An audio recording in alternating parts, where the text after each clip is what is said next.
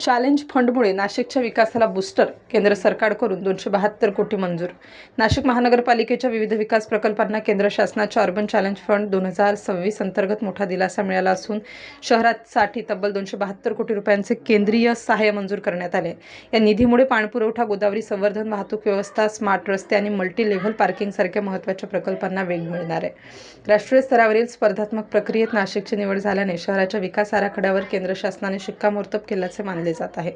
महापालिका आयुक्त मनीषा खत्री यांनी राष्ट्रीय शिखर समितीसमोर सादर केलेल्या विविध प्रकल्पांना मंजुरी देण्यात आली.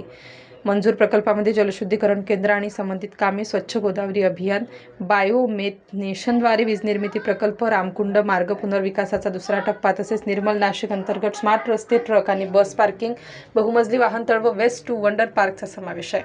या सर्व प्रकल्पांची एकूण अंदाजित किंमत 1088 कोटी 88 लाख रुपये इतकी आहे.